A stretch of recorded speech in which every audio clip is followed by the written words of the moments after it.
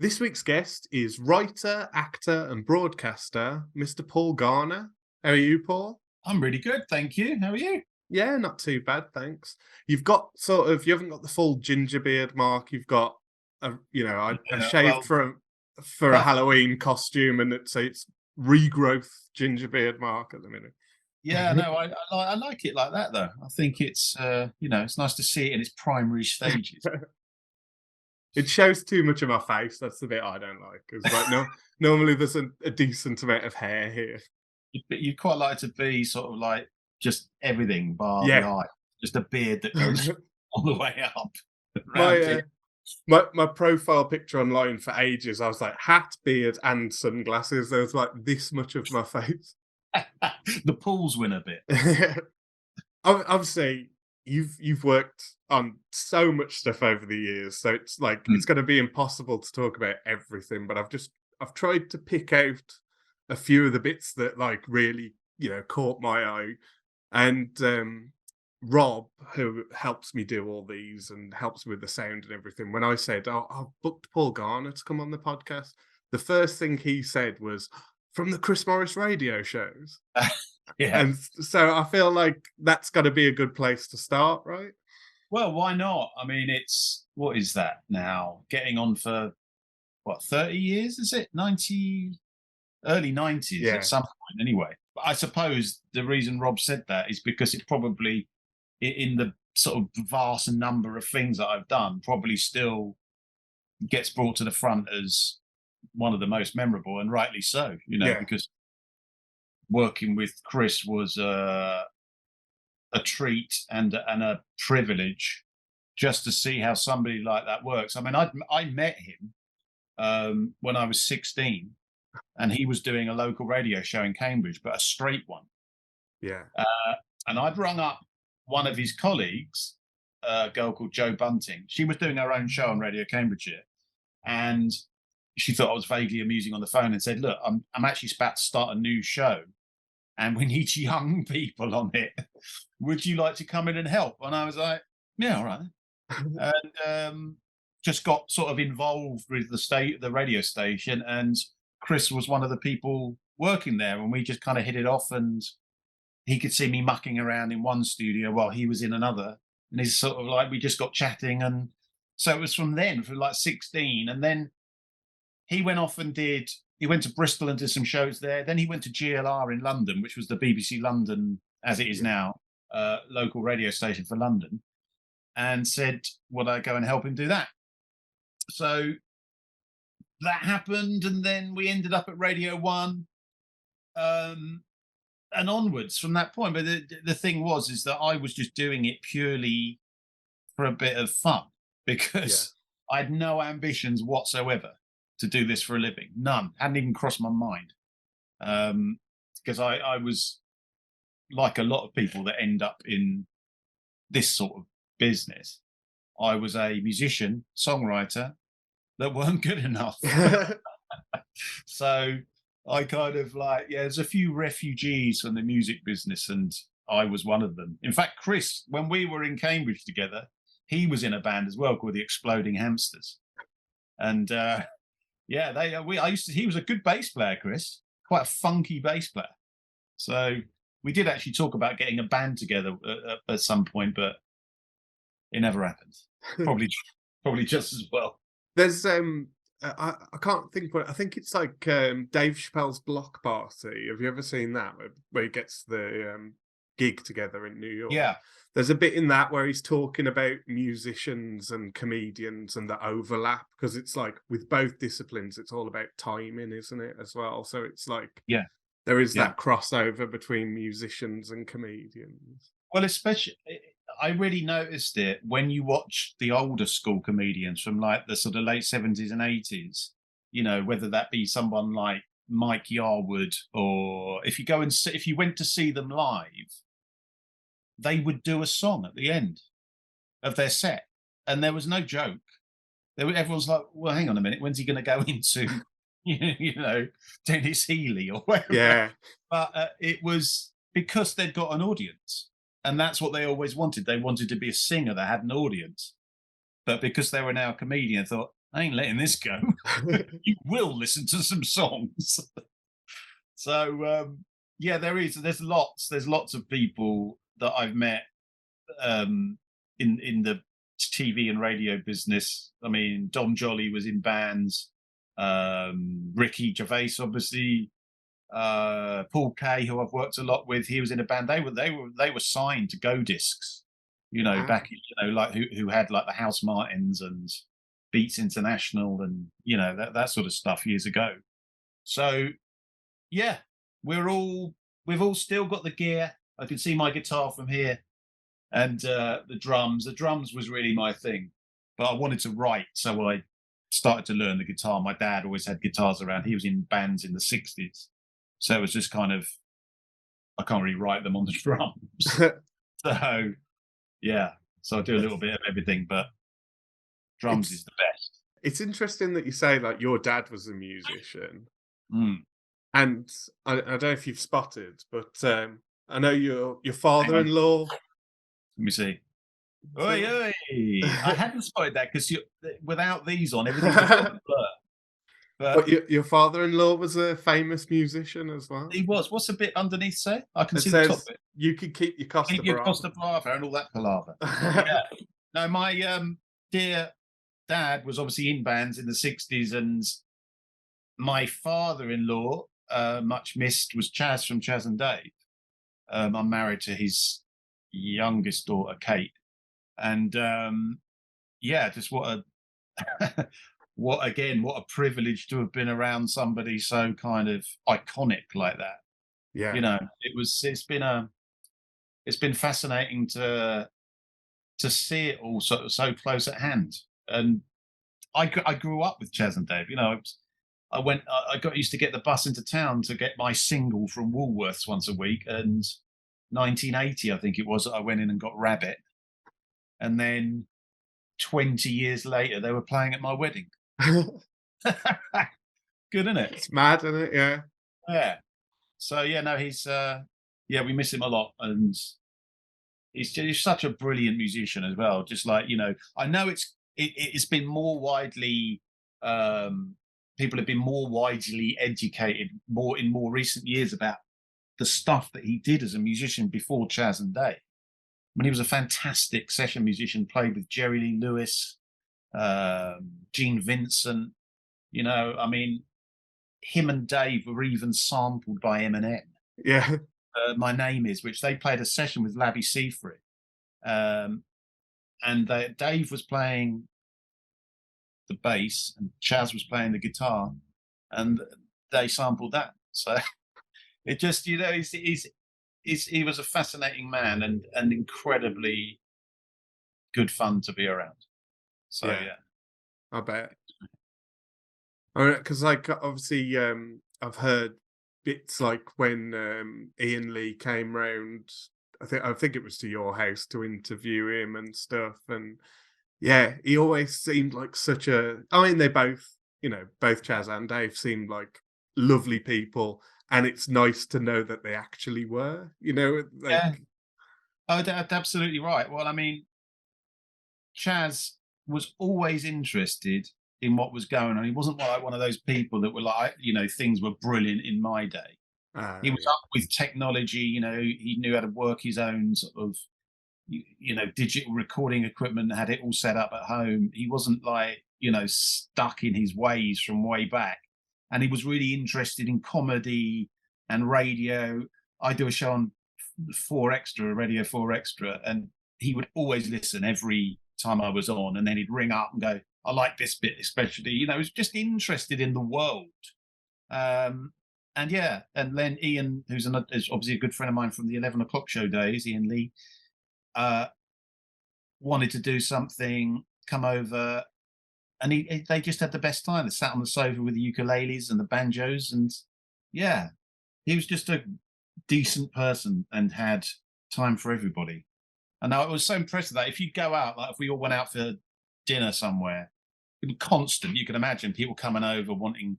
He never ever lost his sort of patience. I mean, he was just like, oh, "Yeah, darling, come on over here." It was like just such a yeah. They're both amazing. Him and Dave like that, really good. No, that's great to hear. And, so going back to the time with Chris Morris on the radio, Yeah.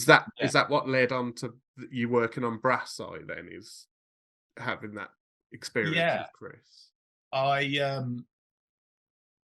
I managed to get a record deal in between the Radio 1 shows and when the day-to-day, or was it the other way around? I can't remember whichever came first. My memory's appalling. But, when the day-to-day was being made, I didn't work on it because I was signed to a label and we were recording an album. And, so I came back to work on Brass Eye. So we always kept in touch and, you know, I did contribute a couple of silly little things, I think, to the day-to-day. But yeah, as a proper kind of investment of time, it was for Brass Eye when that came up. Yeah, Yeah, because I had Michael come in on, and I hosted one of his Oxide Ghosts yeah, screenings. I love Brass Eye, and mm, yeah, well, I think most people in this country that like comedy like Brass Eye. It's- yeah. It's fun.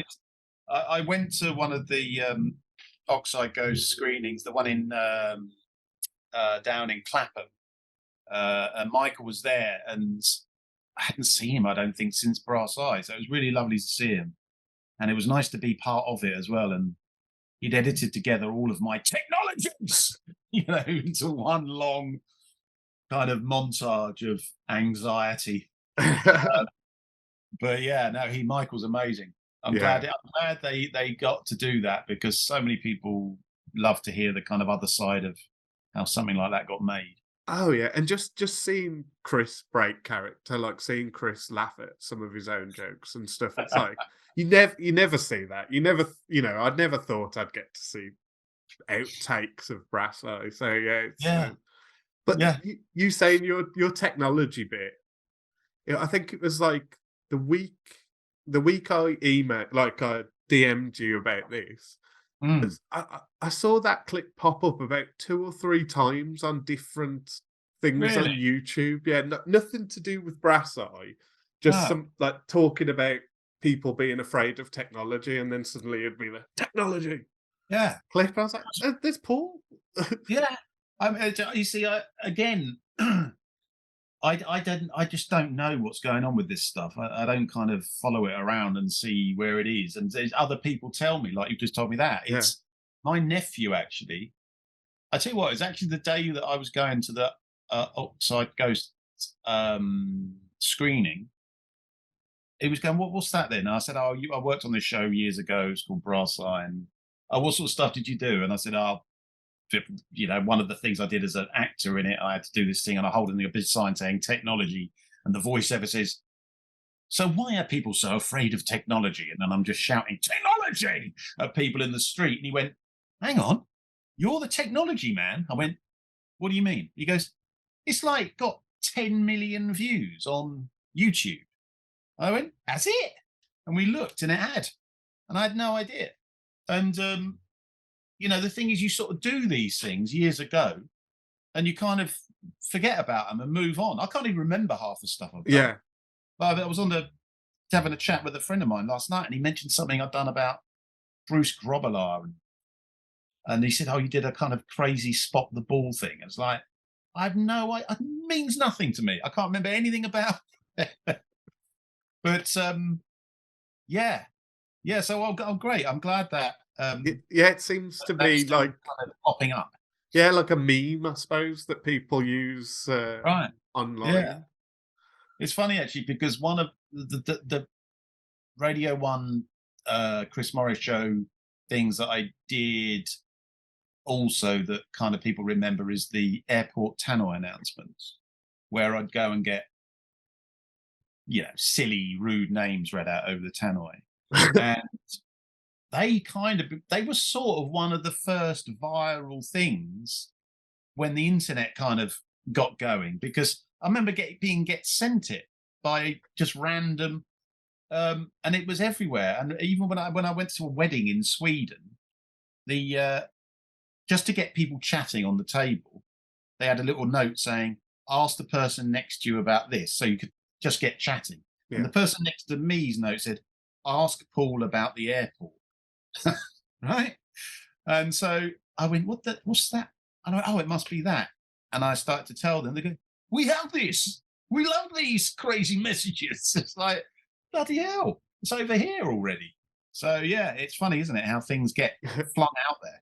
What is it? My the one that sticks with me is my colleague just farted the bastard or something. So Chris molds them into, well, I suppose you and Chris mold them into like into names. Well, what we'd do is we kept writing them out until there was no sign of anything suspicious, but that they could only say it that way because there's so many variables. If you don't quite get the word right, they could say it, mispronounce it. A C becomes a K or a soft C. Do you know what I mean? Yeah. So we spent quite a while doing that. Yeah, that one was, my colleague just farted and left the room, the bastard. Followed by, still I got my own bath and took a piss in his tea. Just, do you know what I mean? We're grown men. Yeah. And I'd go to the airport, kind of under the guise of a cab driver picking up his passengers. And you go to Terminal 3 because it was the most cosmopolitan one and people coming in from different parts of the world with slightly peculiar names. And actually on that one, I got rumbled after I'd done my colleague just farted and left the room, the bastard. People had started laughing, you see, around the airport. And so when I went up with the next one, all these staff appeared like looking really pissed off a bit and going, we know what you're doing. I went, sorry? I went, we know what you're doing. You're getting rude names read out and we've had complaints. And I was removed from the airport. And I was banned from Heathrow. So for the second half, we had to go to Gatwick. Refuse to stop being stupid. You'll never stop us. So are there any other bits for you that really stand out from Brass Eye then, like that you wrote or that you were in? Or I was lucky enough actually to be sort of involved in some of the more it's all memorable. It's just a brilliant series. But for example, the whole cake thing, and they got a question read out in Parliament. I was the victim of cake that was they showed Parliament that this is what's happening to this. So I was rolling around on a sort of muck heap at the back of Peter Fincham's house, who was the exec producer at the time, and shouting "Todd!"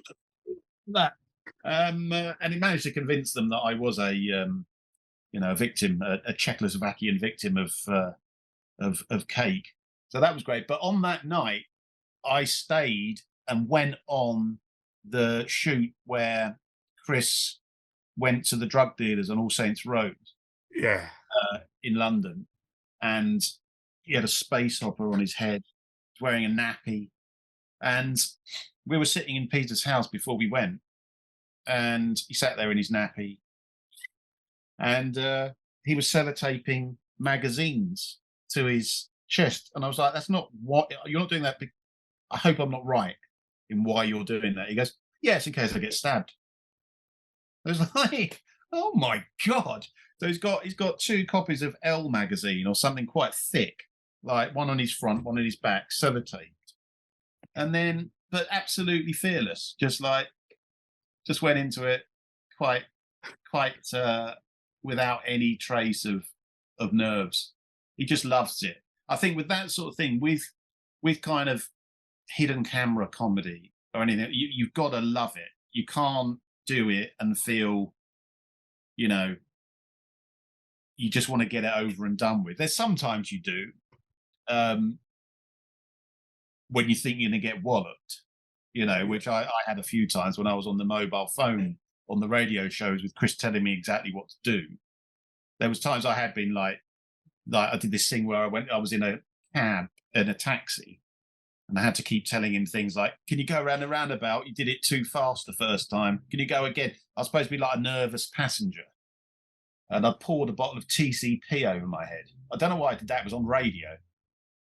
Strange, isn't it? Anyway, and I was physically pulled out of the car there. I got thrown out of a store in London by a big fella shopkeeper who thought I was peculiar. So there's occasions where you think this could go horribly wrong, but you do have to love it, and you have to be prepared to. It's not like a normal acting job, because you learn your lines as an actor, but when you're doing something like that, if something's going well, you've got to be able to take it on to another level. Yeah. So you have what you've gone in with, and if you drop those bombs and you get them, you've got it. But if you get any more, that's even better. And so you have to have that thrill of being in that moment. And Chris does it well. Sasha does it really well. Simon Brodkin does it really well. Yeah. And I suppose there's elements to it with Paul Kaye as well, isn't it? Like, Paul is on the other end of the scale, actually, and will be the first to admit it. He hated it because, he's a brilliant actor, right? Yeah. He's so good, and he was so outside of how he felt comfortable. And he said he was like properly drunk for most of the Dennis Pennis stuff, and he didn't enjoy it at all. He was so pleased when it was all over. But a waste of his talents, in my opinion. It's great that he did it because it got his profile up. But he's such a brilliant actor that I'm glad he's not doing that anymore. Yeah. You don't want to be stuck as Dennis Pennis forever. No. And even though Dennis Pennis actually was a kind of forerunner to things like Ali G, and I think part of Paul does regret that he didn't make the most of what that was. Sasha had a very clear vision of how this could become something bigger on scale, and I think Paul was just enjoying the madness of the moment and living a kind of rock star lifestyle and hanging around with Blur and just having a laugh. But I think there's part of him that thinks this could have, we could have created a world around Dennis Pennis a bit more. Because you wrote Strutter with Paul Kaye, didn't you? Which is like, did it? I don't know if it still does, but it certainly did for a while hold the record of like the most swear words in one episode. And it's such an aggressive show. I suppose the character of Strutter is. Well, Paul had the character right, but it was only on a a Dennis Pennis DVD as a little 1 minute extra of this foul-mouthed New York lawyer, and I always thought there was more to it. So I'd been doing my own show that we were making at Ealing Studios, and I had a bit of spare time and the use of the cameras and everything.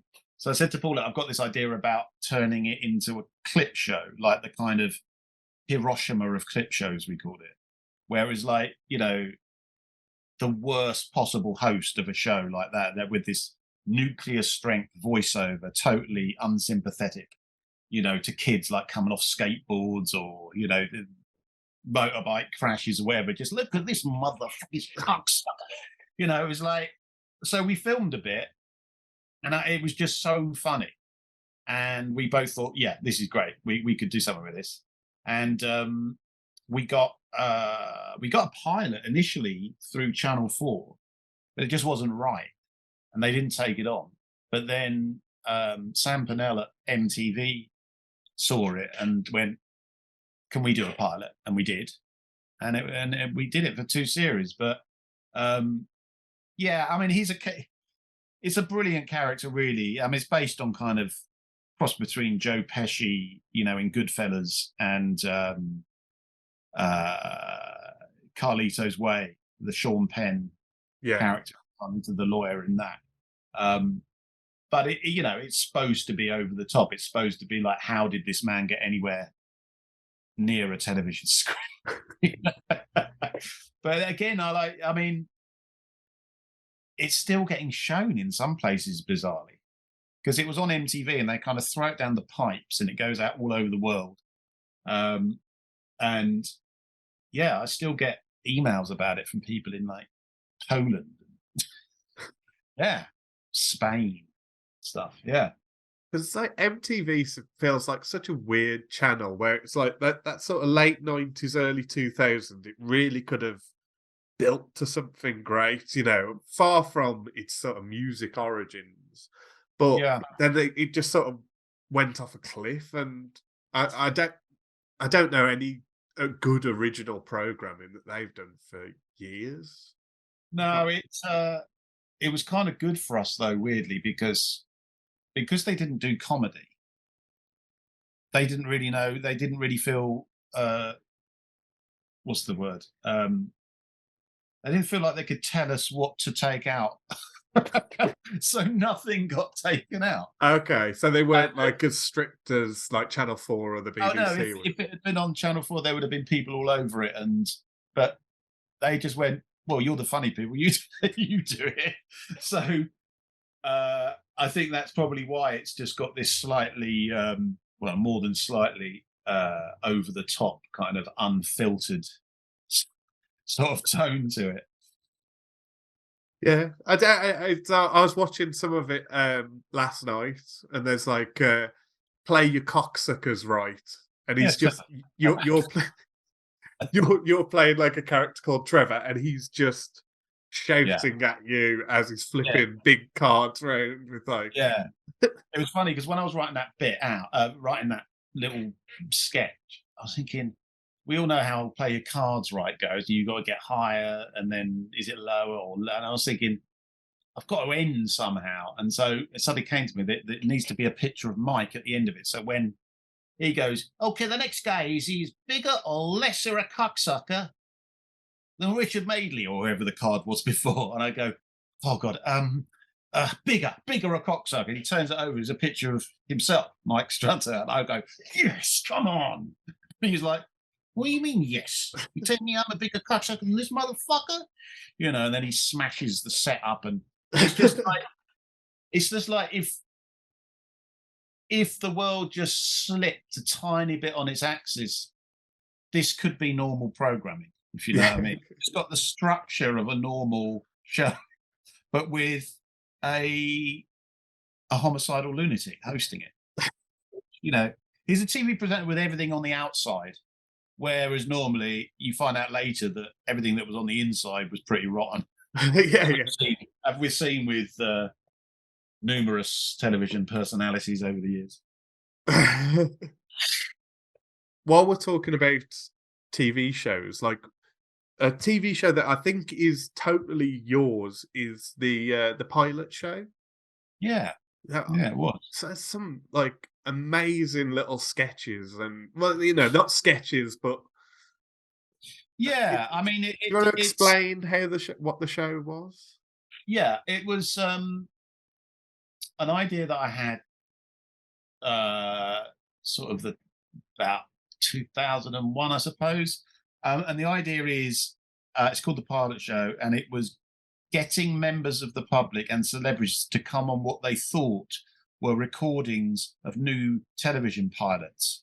You know, so they would come on to, like, the public would come on to audition for what they thought was a new reality show, with things we did like Lap Dance Island, where they'd have to survive for 6 weeks on an island that was inhabited only by lap dancers. The lap dancing was constant, 24 hours a day. You brush your teeth, there's like an arse in your face.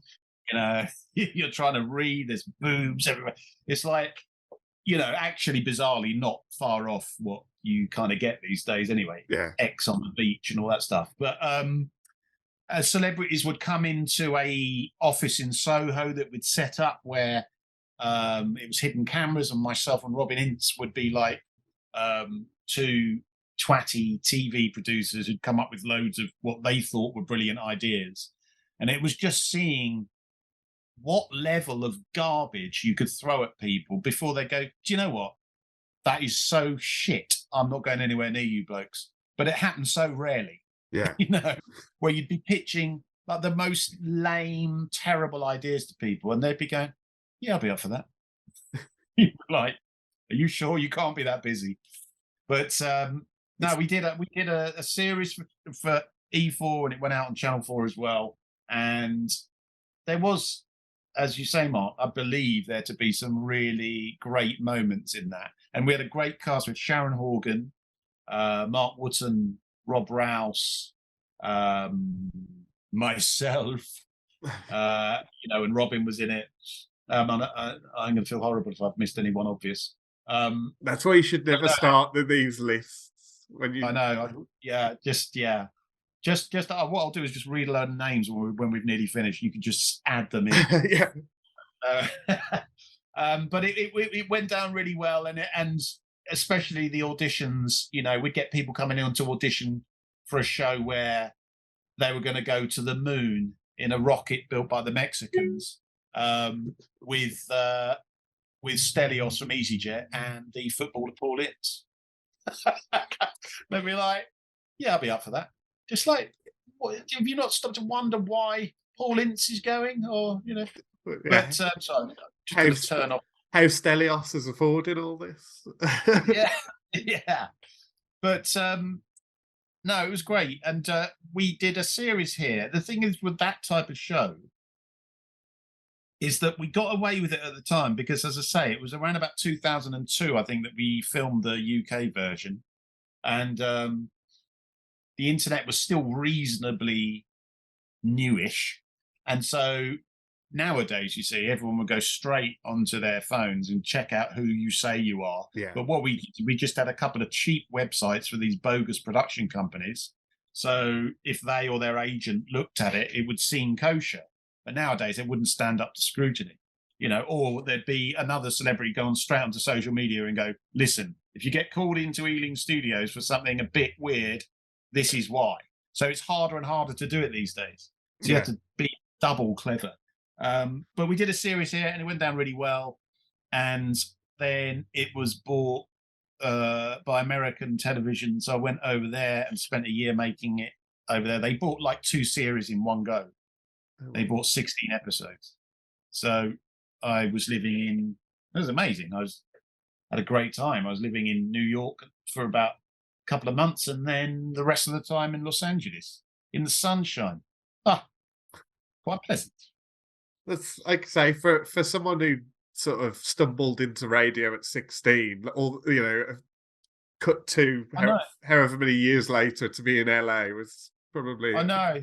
I tell you what, I had that moment, the kind of "how did this happen" moment, when I was they'd hired me a convertible, and I was driving to work in the sunshine with the roof down, and then I pulled in, and there was my nameplate above my parking space. It said "Executive Producer Paul Garner," and I parked, and then directly behind it was the Hollywood sign.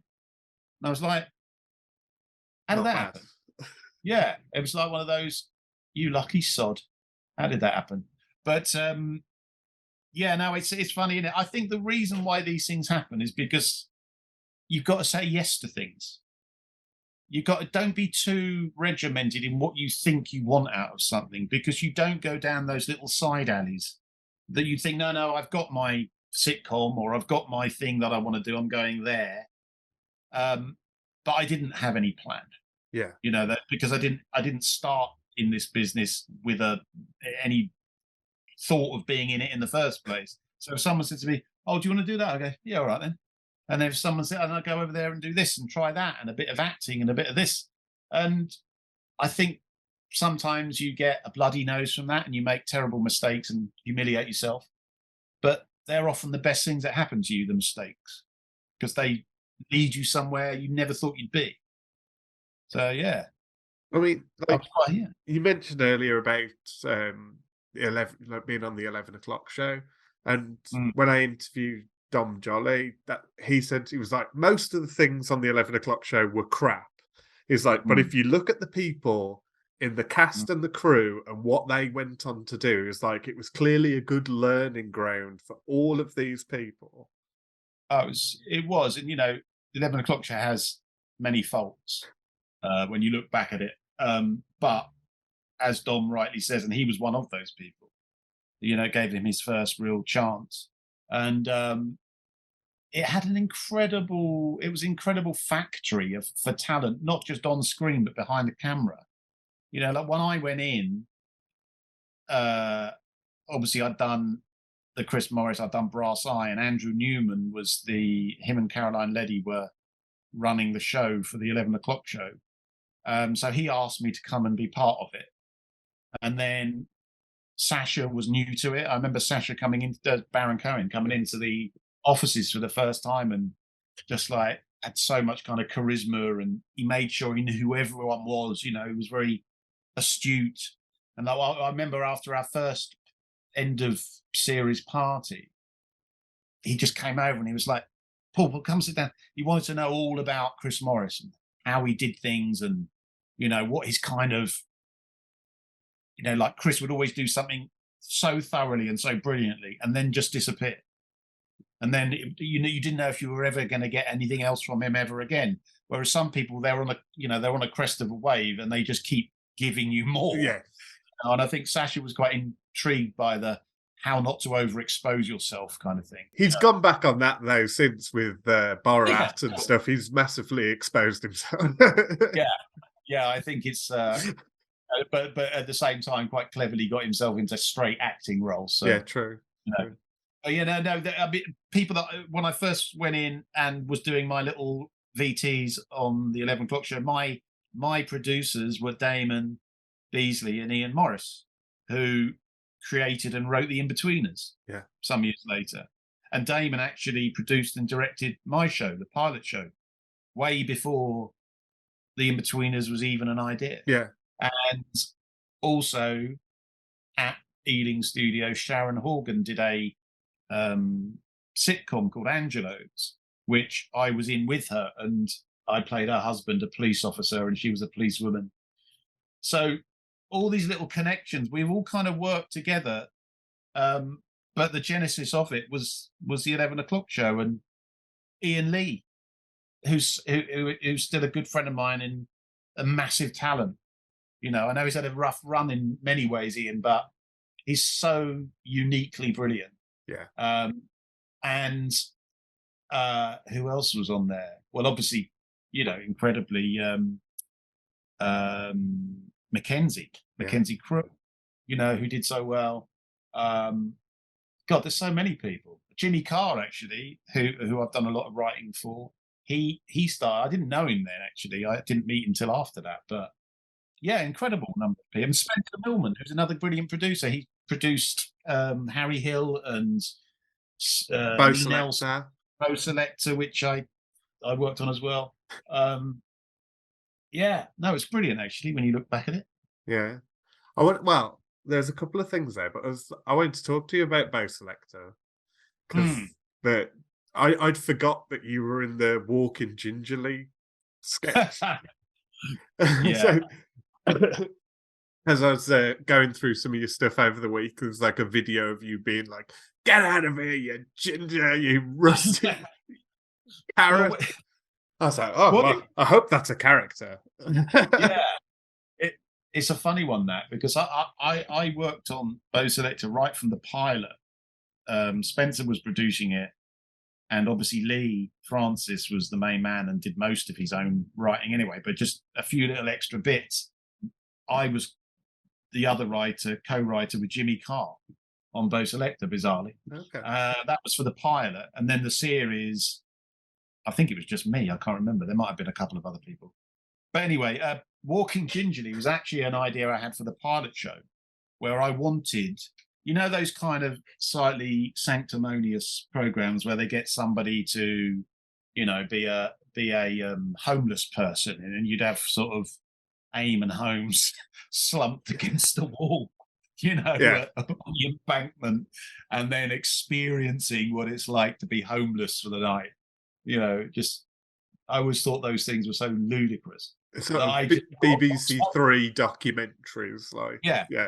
I just thought, what's the stupidest version of that? And so I had this idea called Walking Gingerly, where a celebrity would ginger up to experience what it's like to be ginger for the day. And then, of course, we'd have people strategically positioned as they were walking through Ealing Green or whatever, just to experience. They were genuinely thinking, I'm experiencing what it's like to be ginger. So we'd have our actors going by them and go, "Oh, you fucking ginger bastard." And then we'd even got, if we were going to do it, we were going to have a pub, right, where we'd say on their earpiece, "Go into the pub, just see if anyone reacts to you being ginger." And we'd have the whole pub like turn around, silence, jukebox stops, everyone goes, "The fuck are you doing in here, ginger?" And it's like an anti-ginger pub, And so we never did it. I can't remember why. Probably because it was going to cost too much. But I remember saying to Lee, "I've got this silly idea, walking gingerly," and obviously being a ginger man himself, he quite liked the daftness of it. So we just did it. I think I did it with Mark Owen from Take That, and Neil Razor Ruddock, and someone else. Can't remember who it was now. But yeah, it's quite, yeah. There's something about that sketch that's always stuck with me, with the Mick Hucknall having one long arm for no reason. Yeah. Oh, that's who it was. It was Kirsty Gallagher. Yes, of course, because you're in the chemist screaming at Kirsty Gallagher. Yeah. She goes, "Excuse me," she comes in with her ginger hair. And I'm like, "What do you want?" She goes, "I just have some headache pills, please." And I went, "Yeah, something else you might like to try. It's hair dye, you fucking ginger." It's so stupid. But yeah, that was good fun. And then, like you say, you write a lot of Jimmy Carr's material, I suppose. I don't know how to word that. How much of Jimmy's stuff do you write? I mean, I suppose what I meant is over the years I've written on a lot of shows. Oh, okay. So you don't. It's like you don't write for his stand-up or anything like that. Oh, I do. Yeah, I contribute gags to it. I mean, Jimmy is incredibly prolific. If it's not 99%, it's not far off it what he writes of his own stuff. But there are a couple of us that help. I mean, he does so much. Yeah. That it's just there, as a backup if he needs it. And so, I mean, I wrote Jimmy's first TV show that he ever did. It was on E4. It was called E for Edge. No, sorry, it was on Channel 4. It was called E for Edge. And there was little clips of E4 shows. Oh, actually, no, that's wrong. I'll start that again. I wrote Jimmy's first TV show, which was called Jimmy Carr's World of Corporate Video. And it was him looking at real corporate videos and just making funny comments about it. And that was, I think, like one of those Comedy Lab type things years ago on Channel 4. And then he started to get a lot of work, like those list shows, like 100 Worst Britons or 100 crap pop singles or things like that. Yeah. I would be the person who would help him write the scripts. And then when he started doing the bigger tours, I just write extra gags for him. And he's as I say, he's a very smart operator, Jimmy. And writing for him is not like writing for anybody else because he's so. I always say that he has no fat on his jokes at all. They're so slimlined and to the point that you have to get it right. Otherwise, it will never get anywhere near his set. So, but yeah, I have written some of his filthy ones. No, I was just wondering because it's like whenever it's like trending that he's been cancelled for a joke, I was wondering if you ever worry that it's one of yours. You're like, oh. Well, do you know what? Weirdly, right? He I think on that Netflix special that he did, the last 10 minutes, I think, of the show, 5 minutes of the show was what he called his career-ending jokes. Yeah.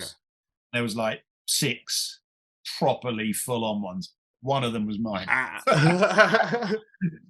But not the one that he got into a load of bother over. Yeah. So. Well, of course you would say that, though. Yeah.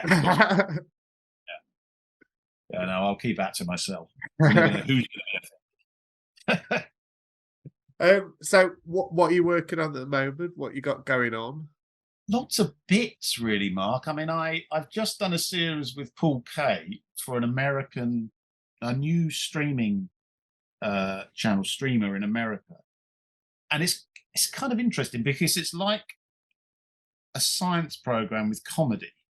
I suppose a bit like Horrible Histories, took history and found a new way of making it kind of appealing. Yeah. So it is kind of aimed at a slightly younger audience.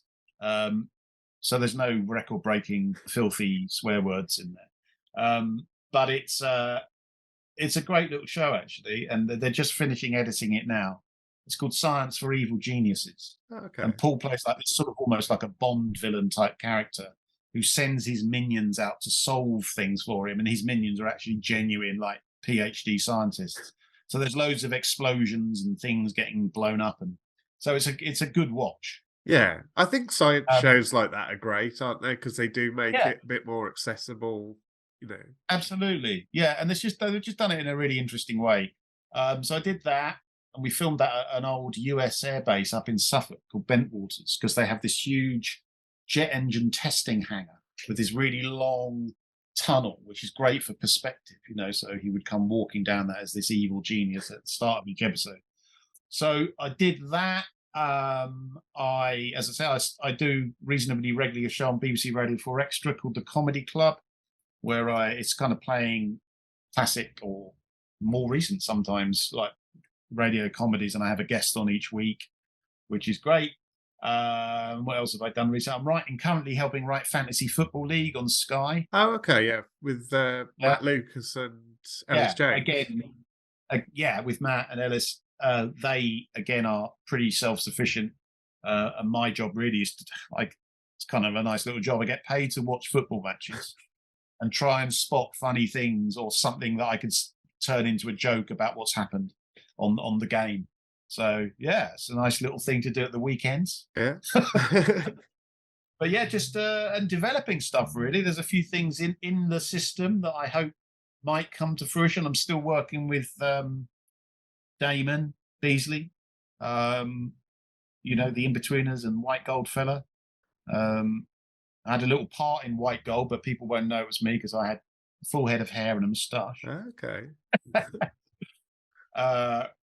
But yeah, just bits and pieces, but just enjoying it really. It's nice to still be kind of doing it. I kind of think that I'm 53, that, one day the phone will just stop because, who wants the old fella in the room with them? Yeah, I see. I've spoke to a few people who've said that, and it never rings true to me. But I feel like that's just because I'm such a comedy fanboy of that. It's like, wow, no, surely like you're always busy. It's like Steve First said that. It's like, oh, I worry that one day the phone will stop. I'm like, is Steve First? What are you talking about? But Yeah, I don't think I even worry about it. I just think it's inevitable, because, and it's the way it should be, really, to be honest. Like, we had our own little wave of, success where we all did lots of different things and some went bigger than others. And that was our little band. And then it's the natural process of things. The people that I grew up with in comedy went on to become heads of channels and commissioning editors. And so you kind of have your own little flurry of success because you all work together and they know what they know they can trust you to do the job. yeah, And then, of course, the next band of people behind you come through and they've got their friends. So you gradually it's like a conveyor belt, where we all just gradually just dip off the edge. But yeah, but it's all good fun. You've just got to enjoy it. And if you can keep enjoying it, it doesn't really matter how old you get. and just say yes to things as well. That's you're the better. I know if anyone ever asks me, like, what's your advice to anyone trying to get into this business, is say yes to everything, because you don't know what you're going to be best at until you do it. And also work harder than you have to, because the people that matter, i.e. the producers, they notice it. Yeah, They're the ones who are having to take this project forward and go and speak to the heads of channels and commissioners and that.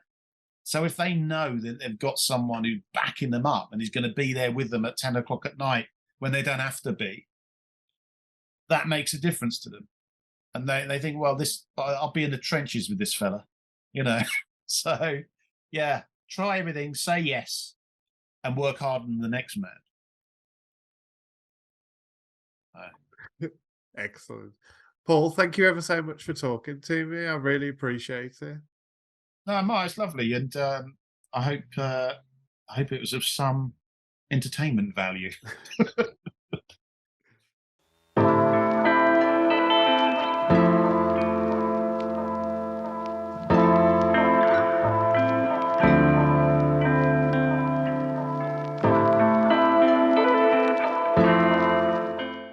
You have to embarrass yourself, Mark.